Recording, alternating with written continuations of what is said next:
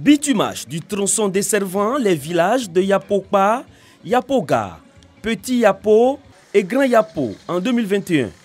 La réalisation de ce projet structurant, après l'électrification des 4 villages et l'accès à l'eau potable à Grand Yapo, comme un seul homme ou une seule femme, les populations de la Yembi-Tiassa ont tenu à manifester leur gratitude au président de la République.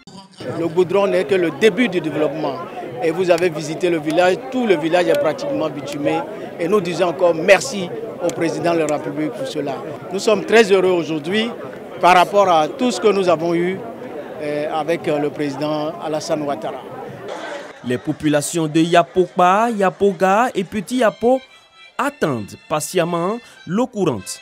Les travaux de canalisation sont en cours, ce qui annonce plusieurs autres réalisations dans toute la région de la Yembi-Tiassa. La région de la Yembi-Tiassa a enfin compris que le chef de l'État fait un bon travail à la tête du pays et que eux qui se croyaient oubliés, ils sont dans le cœur et la préoccupation du chef de l'État.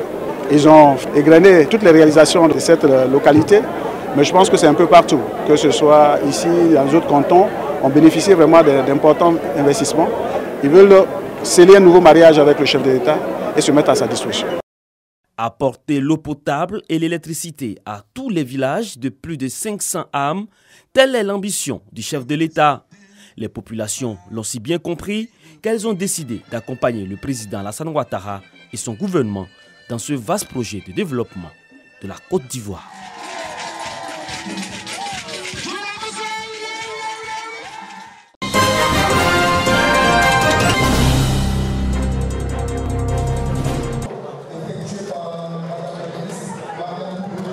Ce geste de la ministre Mariatou Koné tourne une page de l'histoire de la sous-préfecture de Kanakono, département de Tengrela.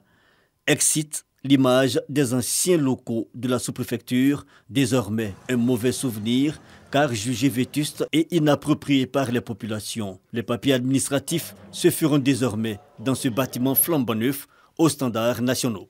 Les femmes sont sorties nombreuses, les vieux sont là, les chefs de village, les chefs de canton, la diaspora est là.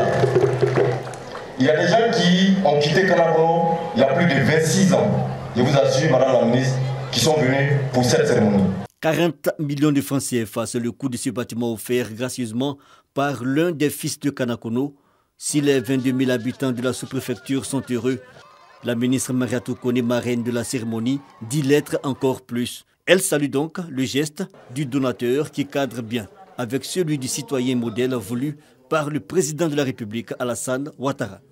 C'est une occasion qui est belle parce qu'elle s'inscrit dans la vision du président de la République, son Excellence Alassane Ouattara, de rapprocher l'administration des populations.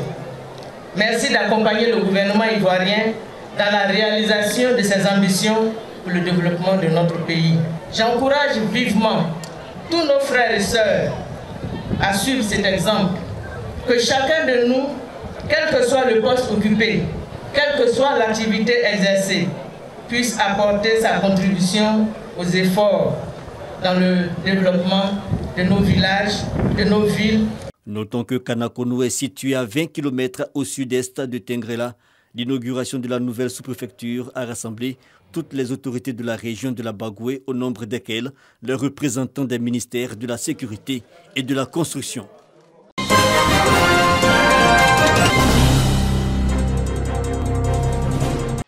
Un système d'irrigation solaire et du matériel agricole aux femmes du maraîcher de Nakaha dans la sous-préfecture de Komborodougou, région du Poro, dont du programme alimentaire mondial PAM. Objectif, permettre à ces femmes d'accéder à l'eau potable en toute saison afin de produire abondamment. On sait qu'il y a un problème d'eau, donc cet ouvrage va aider les femmes qui travaillent la terre d'irriguer leur production toute l'année. Grâce à cet appui du PAM, les femmes pourront également continuer d'alimenter le grenier de la cantine scolaire de Nakaha en produits frais. Un réel coup de pouce à la scolarisation obligatoire dans ce village. Le ministre directeur de cabinet du président de la République était représenté à cette cérémonie par son adjoint. Amani Félicien Ipou a exprimé la reconnaissance du gouvernement au programme alimentaire mondial et exhorté les femmes à plus d'efforts.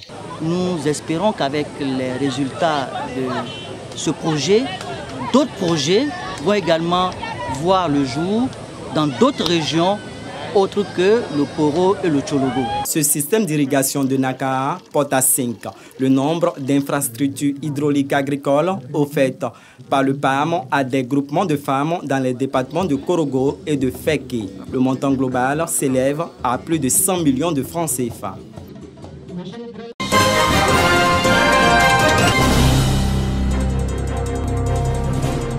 L'édition 2021 du prix d'excellence de la NADER a désigné Konan Nissé, technicien spécialisé en culture pérenne, à Tabou, meilleur agent à NADER de la direction régionale du Sud-Ouest.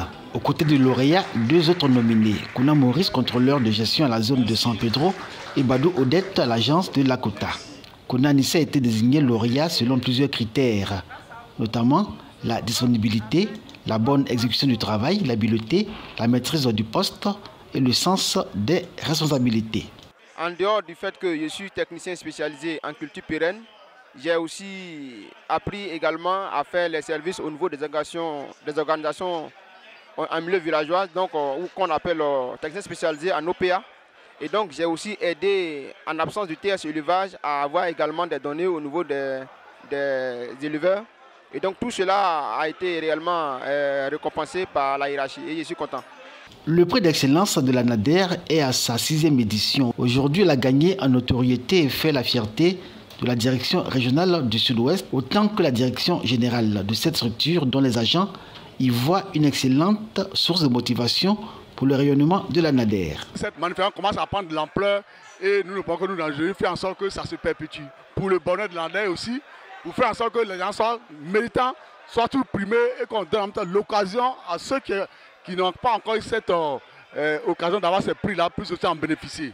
La direction générale, dans sa volonté de bâtir une structure solide, met chaque année en exergue une politique de motivation de la principale ressource dont elle dispose, c'est-à-dire les ressources humaines. C'est pourquoi nous avons toujours encouragé ce genre de cérémonie, en ce sens qu'elle permet de reconnaître les mérites des agents qui, par leur abnégation et leur sérieux au travail, se dévouent chaque instant au rehaussement de l'image de marque de notre agence. 17 seniors qui ont été admis à faire valoir leur droit à la retraite ont été honorés. Chacun a reçu un prix pour service rendu à la NADER. L'édition 2020 n'a pu se tenir en raison de la pandémie à coronavirus. Konan Nissé, lauréat 2021, succède ainsi à Kwasi Somé Golou, anciennement technicienne supérieure en culture pérenne à la zone de Sobré et aujourd'hui chef de zone à NADER de Gagnoua. Après une promotion, elle est la lauréate 2019 du prix d'excellence à NADER.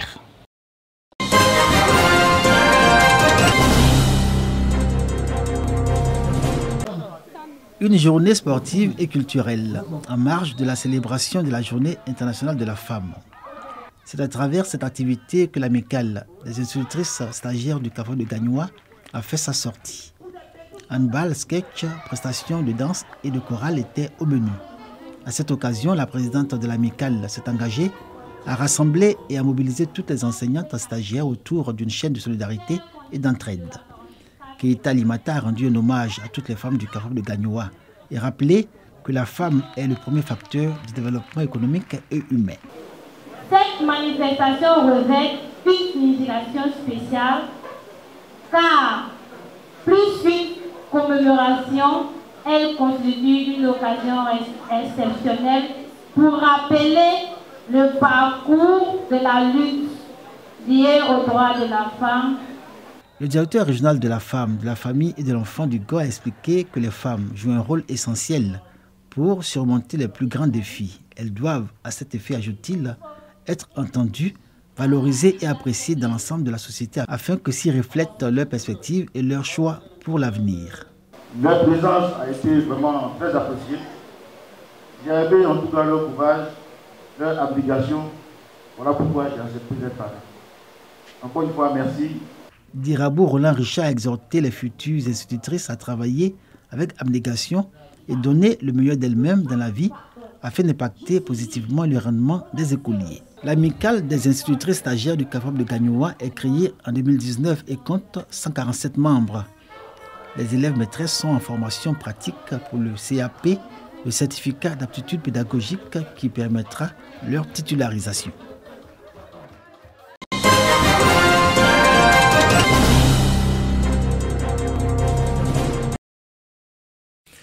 La célébration de la Journée internationale des droits de la femme du 8 mars à Issia a été meublée la veille d'une séance de dépistage du cancer du col de l'utérus, du sein, du diabète et de l'hypertension artérielle, d'un concours culinaire et des activités sportives.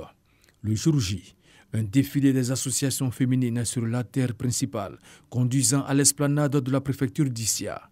Un moment pour les femmes du département de faire le bilan des luttes engagées pour plus de places et de droits, mais aussi de sensibiliser à une prise de conscience collective. Une conférence pour que chacune puisse percevoir la nécessité d'un changement de comportement pour freiner le réchauffement de la planète. Ces femmes ont également eu droit à un partage d'expériences en matière d'entrepreneuriat féminin pour une autonomisation. Cette célébration a été l'occasion pour le préfet Adama Diomandé d'inviter les femmes d'ici à privilégier le vivre ensemble, l'union et à ne pas baisser les bras dans la quête de l'autonomisation et des droits.